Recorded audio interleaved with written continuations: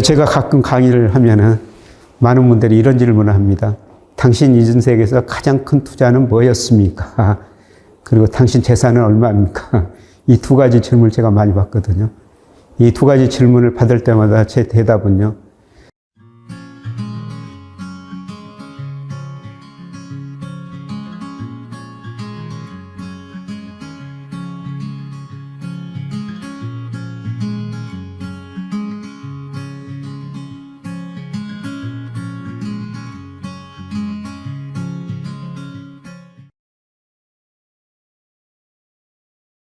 이제 우리가 투자를 어떻게 해야 될 것인가 그 방향인데요.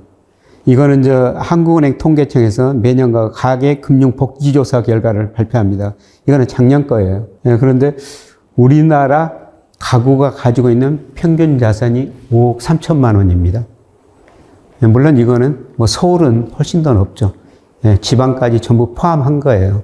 5억 3천을 평균적으로 가지고 있는데요. 부동산 등 실물 자산 비중이 76%고요. 그 다음에 전월세 보증을 빼면은 금융자산은 16%밖에 안 됩니다. 굉장히 낮죠. 그리고 39세 이하로 분류하는데요. 39세 이하는 금융자산, 전체 자산 전부 포함해가지고 부동산 3억 4천입니다. 이거를 전월세 보증금에다 지금 많이 넣고 있죠. 그 다음에 40에서 49세 5억 6천. 그 다음에 50세에서 59세가 돈이 제일 많습니다. 6억 천 평균 자산 가지고 있고요. 그 다음에 60세 이상은 5억 5천. 평균 자산 이 정도 됩니다. 그런데 대부분이 어떻습니까? 대부분이 부동산이고요. 특히 50대, 60대 이분들은 80% 이상이 부동산이에요. 이게 너무 높다는 겁니다. 베이비붐 세대들이 집 하나 가지고 은퇴하는 경우가 많은데요. 어쩔 수 없는 현실일 수도 있죠. 그러나 이걸 유동화해야 된다는 겁니다. 이제 금융자산 전체 비중 한번 보겠습니다. 우리 개인들이 가지고 있는 금융자산이 작년 말에 5,234조예요. 그런데 최근에 가장 비중이 높아진 게 은행예금입니다. 예를 들어서 2021년에 43.4%였는데요. 작년에 46.3%까지 올라갔죠. 이렇게 올라간 거는 은행금리가 굉장히 높았기 때문입니다. 저같이 증권시장 주변에 있는 사람들은 은행예금 별로 안 들거든요. 그러나 은행예금 금리가 저는 5% 될 때 제 금융자산의 일부를 은행예금에다 맡겼어요. 아까 제가 금리를 결정하는 요인 봤죠. 금리가 떨어질 수밖에 없다는 겁니다. 확률적인 문제입니다만 제가 얼마나 살아남을지 모르겠습니다.만 저는 제가 살아있는 동안 은행이 다시 5% 금리 주는 시대가 있을 것인가. 확률적으로 굉장히 낮다는 거죠. 그래서 제 금융자산 10%를 은행에 5%에 맡겼습니다만 그때 맡긴 게 지금 계속 만기가 돌아오고 있어요. 근데 지금 다시 저도 자산 배분해야 되지 않습니까? 현금 및 예금으로 저는 한 10% 보유할 생각인데요. 또 만기가 돌아오면 다시 은행에 가입하고 있으면 지금 3.5%예요. 저는 내년 상반기 되면 2% 후반에 접근하리라고 보고 있고요. 3년, 5년 지나면 2% 이하로 떨어질 거라고 그렇게 보고 있습니다. 그런데 이런 상황 고려하면 46% 은행예금 비중 너무 높다는 겁니다. 채권 비중 2.4에서 3.2%까지 올라갔는데요. 이것도 저는 낮다고 생각하고 있습니다. 제가 금리는 계속 하락하는 국면이다. 추세적으로 하락이다. 이런 말씀을 드렸었습니다. 그래서 조금 멀리 내다보고, 물론 채권 사면 가격분들이 심하지 않기 때문에 재미가 없습니다. 그러나 만기가 긴 채권들, 그래서 정부에서 발행하는 국고채 3년, 30년짜리도 있고 20년짜리도 있고요. 채권 사셔야 된다는 겁니다. 그 다음에 앞서 말씀드렸습니다만은 우리 코스피가 현재 올해 적정 수준이 3,200이라는 겁니다. 저평가됐다는 거죠. 그런데 주가가 오를 여건이 형성되고 있다는 거죠. 물론 수출 중심이야 경기가 회복되고 있고 유동성이 증가했고 앞으로 환율이 떨어질 가능성이 높다는 겁니다. 이런 걸 고려하면 주가가 오를 수 있다. 그래서 주식 비중 늘려야 된다. 이런 말씀을 드립니다. 그래서 이거는 전체적인 가계 자산 배분이고요. 전체적인 가계 자산 배분에서 현금 및 예금 비중을 줄이고 채권하고 주식 비중을 좀 늘리시는 게 좋을 것 같다. 이런 말씀을 제가 계속 드려왔었습니다. 참고로 이거는 우리 코스피하고 주식 비중인데요. 물론 시가로 계산하니까 주가가 오르면 주식 비중도 올라갈 수밖에 없죠. 그런데 미국의 경우를 보면요. 미국 가계 자산 중에서 주식 비중이 장기 평균이 한 43% 정도 돼요. 지금 53%나 되거든요. 물론 가격 평균으로 꼭 접근하지는 않습니다. 그런데 가격 평균에 비해서 너무 높다는 거죠. 그거는 무슨 의미겠어요? 미국 가계가 주식을 너무 많이 보유하고 있든지 아니면 미국 주가가 너무 많이 올랐든지 둘 중에 하나라는 거죠.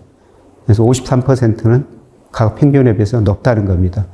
그래서 가격 평균까지는 접근하지 않겠지만은 미국 가계가 주식 보유 비중을 줄이거나 아니면 주가가 하락하면서 비중이 좀 낮아질 수가 있다는 겁니다. 참고로 저 국민연금 자산 배분이에요. 저는 해외 주식 투자해야 된다고 생각합니다. 우리가 98년에 외환위기를 겪으면서요. 경상수지가 흑자가 계속 났죠. 98년 이후로 작년까지 경상수지흑자가 한 1조 700억 달러 정도 됩니다. 우리가 그 돈 가지고 뭐를 했습니까? 해외 직접 투자라고 증권 투자를 해야 됐죠. 저는 우리가 지금 경상수지 흑자 주로 수출해서 번 돈인데요. 우리가 땀 흘려 일해가지고 상품 만들어가지고 1조 달러를 넘게 벌었죠. 그 돈 가지고 지금 군용으로 국부를 늘려야 된다고 생각하고 있어요. 이런 의미에서 해외 주식 투자 많이 해야 된다고 생각하는데요. 대표적으로 국민연금 해외 주식 투자 많이 하고 있죠. 그래서 국민연금이 2010년에요. 국민연금 금융자산 중에서 해외 주식 비중이 6.2%였어요. 근데 작년 말에 31%. 올해 더 늘어나고 있습니다. 근데 국민연금 수익률을 보니까요. 1988년부터 운영했습니다만 올해까지 보니까 해외 주식에서 11.04%. 연평균 수익률이 이거였던 겁니다. 그 다음에 국내는 6.53%. 해외 주식에서 훨씬 더 많은 수익을 내고 있죠. 그래서 이런 의미에서 우리가 해외 주식 투자 꼭 하셔야 돼요. 이런 의미에서 우리가 수출로 번 돈 가지고 금융으로 국부를 늘리고 있는 거죠. 이게 국민연금이나 개인 투자도 마찬가지입니다. 근데 아까 말씀드린 거는 단기적으로 볼 때, 한 5년 정도 볼 때, 미국 주식은 좀 가대평가됐다. 달러 지수가 하락하면서 우리 주가가 상대적으로 더 오를 수 있다. 이런 말씀입니다만은 어떻든 해외 주식 투자는 꼭 해야 된다는 겁니다. 근데 시기에 따라 가지고 비중을 조금 조절하시는 게 좋을 것 같습니다. 자, 우리 경제가 제가 구조적으로 저성장 저금리 시대에 접어들고 있다. 잠재성장이 머지않아 1%대로 떨어진다. 그러면 금리도 앞으로 계속 낮아질 것이다. 이게 제가 드린 말씀에 우리 경제의 핵심이었습니다. 이럴 때는 우리가 일하면서 근로소득 얻는 게 정말 중요합니다. 제 이야기예요. 제가 2013년 3월에 하던 회사 팔았죠. 투자한 자금이 좀 들어왔는데요. 그때 마침 S생명보험회사 부사장이 저한테 즉시연금 하나 가입하는 게 어떻냐. 이렇게 권유해가지고 즉시연금을 2억 원 가입했어요.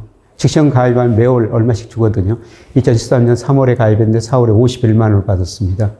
그러나 작년 3월에 그 10년 만기가 들어가지고 제가 해약했습니다만은 근데 51만 원, 28만 원으로 줄어들었어요. 이 사이에 이게 늘어난 적이 없습니다. 51만 원에서 28만 원까지 계속 줄어들었거든요.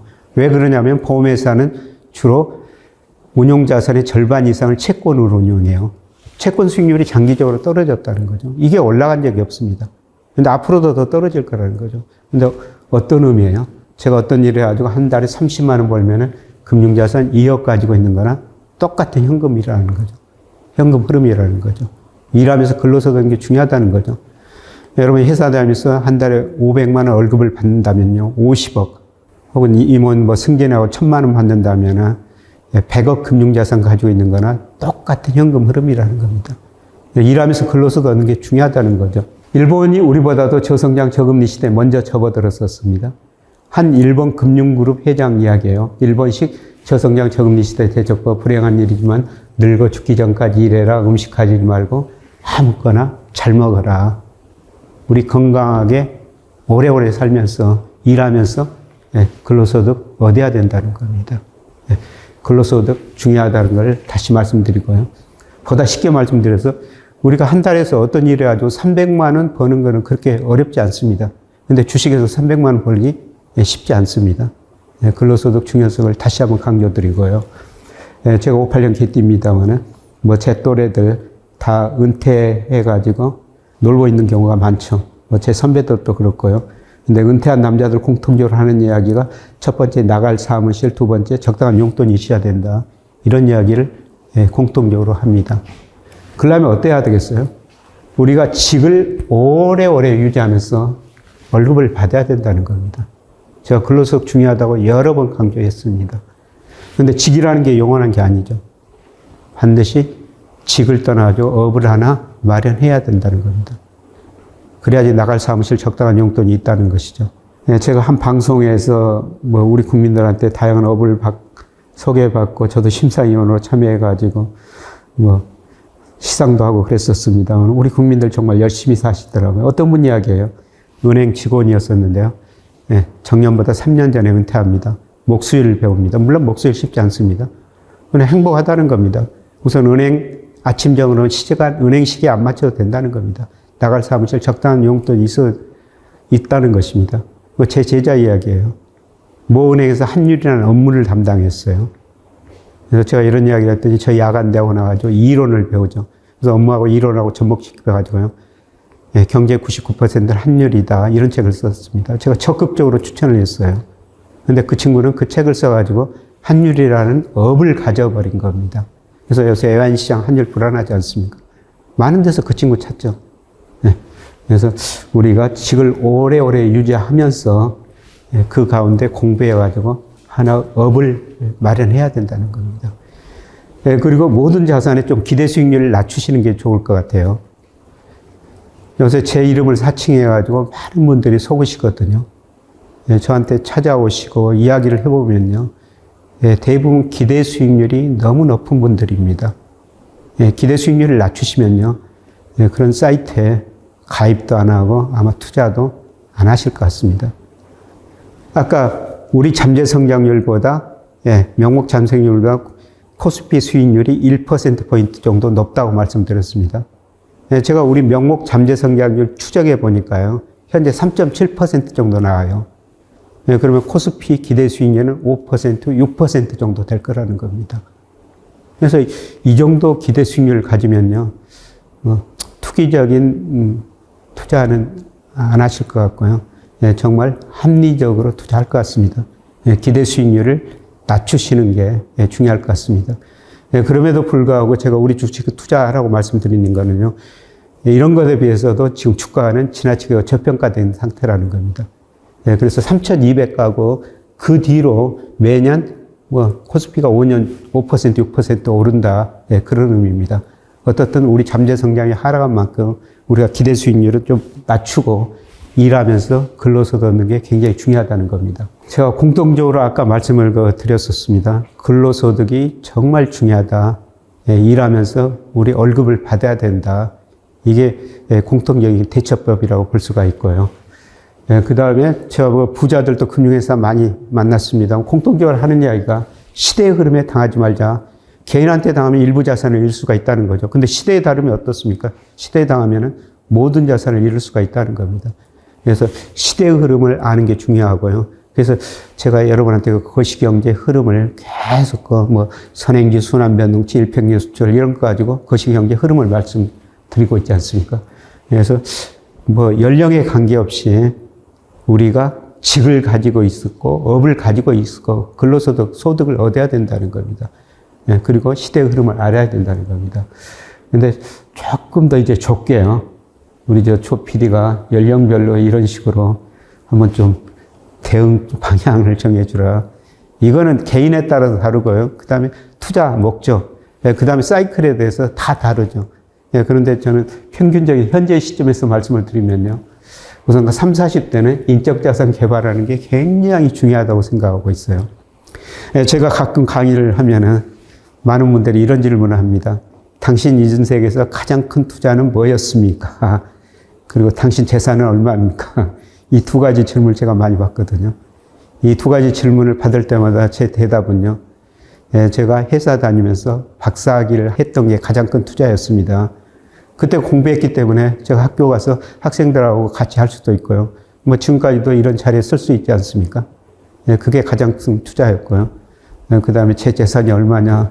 이런 식으로 직설적으로 질문하시는데 가진 거는 많지 않습니다.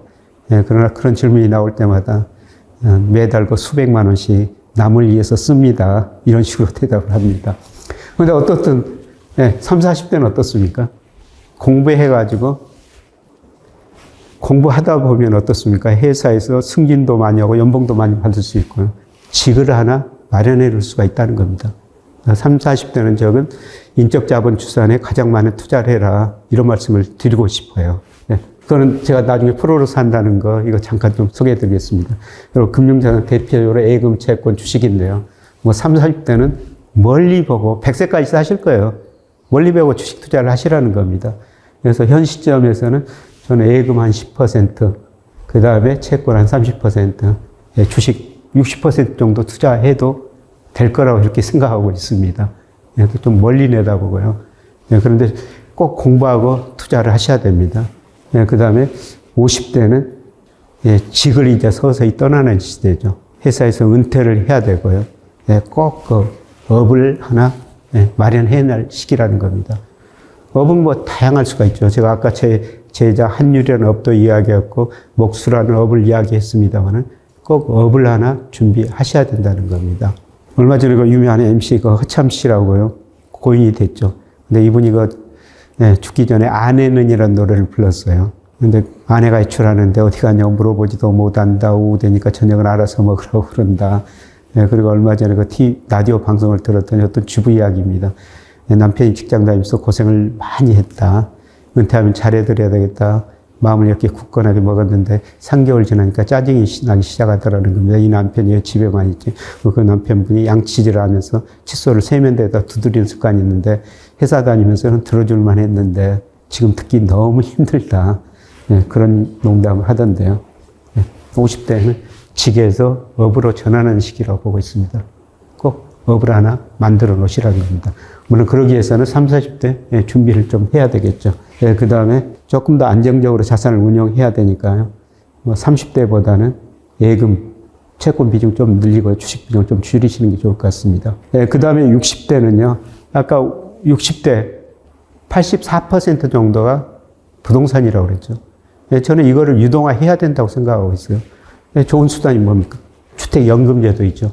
그냥 물론 나이 제한 그 금액 기준이 있습니다만은 거기에 뭐 대부분이 벗어나지 않을 거예요. 주택연금제도를 활용해 가지고 유동화해야 된다는 겁니다. 그리고 어르신들한테는 저는 채권 투자를 정말 많이 하라고 권유드리고 싶어요. 그래서 은행예금도 좋습니다만은 뭐 주식은 뭐 늙어 변동성이 심하시니까 주식 비중은 상대적으로 줄이고요. 채권 비중을 좀 많이 늘렸으면 좋을 것 같습니다. 제 친구가 최근에 큰 회사 사장하다 은퇴했는데요. 퇴직금이 굉장히 많더라고요. 그걸 돈 가지고 거의 20년 만기, 10년 만기 국채 사놨어요. 그 부인께서 이렇게 한쪽에 채권만 사면은 굉장히 위험하지 않느냐. 그런 질문을 저한테 하던데. 그런데 저는 앞으로 3년, 5년 지나면 우리 잠재성이 1% 초반으로 떨어질 거라는 거죠. 그럼 10년 국제 수익률이 2% 이하로 떨어질 거예요. 그러면은 채권 시세 차익이 굉장히 많이 나게 됩니다. 그래서 저는 뭐 앞으로 3년, 뭐 5년 이 정도 내다보고 채권 투자를 좀 많이 하시는 게 좋을 것 같습니다. 이게 가장 안정적인 수익을 내는 방향일 것 같아요. 이거는 제가 일반적으로 제시하는 거고요. 그런데 뭐 자금, 뭐 언제 쓸지, 그 다음에 뭐 기간에 따라 가지고 전부 한번 달리 생각해 볼 수가 있을 것 같습니다. 그런데 제가 가장 중요한 게 근로소득이라고 말씀드렸죠. 직보다는 업을 하나 가져야 된다는 겁니다. 그래서 제가 프로로 산다는 걸 이 책에서 그런 걸 소개했는데요. 사실 저 굉장히 어렵게 태어나가지고 어렵게 공부했습니다. 그런 이야기를 하면서 요새 뭐 굉장히 우리 살기 좋은 나라 아닙니까? 그래도 혹시라도 어려운 거 젊은이 있으면은 제가 희망을 드리기 위해서 이 프로로 산다는 이런 책을 썼습니다. 그래서 제가 그 산들바람이라는 책을 썼는데요. 제가 마라톤 풀코스를 한번 달려봤었어요. 중간에 한번 그만둘까 생각했다. 끝까지 달렸고요. 그 다음에 마지막 2km 지점 나왔는데 정말 힘들더라고. 쓰러질 것 같습니다. 그런데 산들바람에 표현했으면 가느다란 바람이 불어가지고 제 등 뒤를 밀어줘가지고 제가 끝까지 안주할 수가 있었어요. 그리고 나서 제가 생각하는 거는 어려운 환경에서 작은 도움이라도 큰 힘이 되구나. 그래서 제가 살아온 이야기 적으면서요. 젊은이들한테 희망을 드리기 위해서 뭐 이 책을 썼었습니다. 저는 여러분이 프로로 살아가셨으면 정말 좋겠어요. 프로페셔널 준말이죠. 저는 어렸을 때 헤르만 헤세 책을 참 많이 읽었습니다. 그분 책 보면 이런 내용도 있어요. 시내가에 있는 조약돌 하나도 하늘에 있는 구름 한쪽 것도 다 의미가 있다는 거죠. 근데 하물며 신이 저나 여러분들을 지상에 보냈을 때 특별한 능력 하나는 주셨을 거예요. 그 능력을 최대한 발휘하는 사람들, 그 사람들 전 프로라고 생각합니다. 뭐 그분이 어떤 잡일을 하든지 뭐 유명한 가수든지 저는 각 분야에서 최선을 다하는 사람도 프로라고 그러고 굉장히 존경하고 살고 있습니다. 그렇게 살다 보면 어떻습니까? 사회가 능력을 인정해주고 돈은 자동적으로 뒤따라오는 거예요. 그래서 프로로 사시는 게 좋을 것 같습니다. 제가 이런 이야기를 KBS 아침마당 여기 여러분이 한번 들어가시면 좀 오래됐습니다만 제 인생 이야기를 했고요. 이때는 그 인생은 희망의 진행형이다. 저는 늘 그 희망의 진행형이라고 생각하고 있어요. 제가 어떤 걸 바라고 또 이루고 또 희망이 있고 또 이루고 그러지 않습니까? 그 다음에 강연백도 씨 인생은 장기 투자다 이런 이야기를 했는데요. 전 사실 중고등학교 못 갔죠. 그 다음에 대학교 남들보다 늦게 들어갔어요. 빨리 졸업했습니다. 그 다음에 회사도 늦게 들어갔었어요. 그런데 열심히 그 프로답게 일하다 보니까 승진도 빨리 했습니다. 그래서 좀 멀리 내다보고 제가 이번에는 그 인생은 장기 투자다 이런 식으로 정의하면서 제 인생 이야기를 한번 했었습니다. 저 어렵게 태어나가지고 여러 가지 역할을 하고 있는데요. 그런데 저는 뭐 제 후배들한테 회사를 위해서 일하지 말고 당신 자신을 위해서 일해라. 당신이 잘 되면 회사가 잘 된다. 그런 이야기죠. 그래서 제가 뭐 회사 다니면서 공부해가지고 박사학위 따고요. 열심히 공부하다 보니까 뭐 여러 군데서 저를 부르죠. 근데 큰 연기금에서 제가 자문위원을 했거든요. 근데 이거는 자문위원 하면서 저한테도 영광이지만은 근데 이런 큰 연기금이 주식, 채권, 자산을 운용합니다. 제가 여기서 자문을 해주면은 제가 속한 회사한테 주문을 주거든요. 그럼 수수료가 엄청 들어와요. 제가 잘 되면은 저희 회사도 잘 된다는 거죠. 그래서 여러분이 잘 되면 여러분 회사가 잘 된다는 겁니다. 대표적으로 뭐 자기 사명서라고 제가 살아온 가정을 뭐 저는 이렇게 살았다 이런 이야기를 했는데요. 한번 여러분이 어떻게 살아야 될지 한번 생각해 보시고요. 그 중에 가장 좋은 게 중요한 게 자기 개발로 자기 영역을 확보하는 게 중요할 것 같습니다. 혹시 여러분 아서 밀레의 세일즈맨의 죽음이라는 이 연극 보셨어요? 이런 이야기가 나옵니다. 34년 다니던 직장에서 쫓겨나면서요. 이렇게 단물만 빼먹고 껍질은 내버려도 되는 겁니까? 전 사람이지 포도가 아니란 말입니다. 이런 이야기를 해요. 여러분 직장에서 필요 없다면 그 직장에서 다니라고 그러겠어요? 그냥 단물 빼먹고 내보낸다는 겁니다. 그러면서 이제 이런 이야기를 합니다. 세일즈맨의 인생은 안전망은 없습니다. 그저 미소와 반짝이는 구두에 의지한 채 낯선 곳으로 내몰려진 사람이죠. 사람들이 그 미소에 웃음으로 화답해 주지 않으면 딛고 서 있는 땅이 무너지는 겁니다. 아무도 이 사람을 비난해서는 안 됩니다. 세일즈맨은 꿈이 있어야 됩니다. 그 꿈은 자기 영역을 확보하는 데서 오는 겁니다. 여러분 회사 다니면서 자기 영역을 꼭 확보하라는 거죠. 저는 뭐 대신증권, 하나증권, 하나금융연구소, 뭐 소장, 뭐 이런 직장을 다니면서요. 제 영역을 확보했어요. 이코노미스트로 제 영역을 확보했습니다.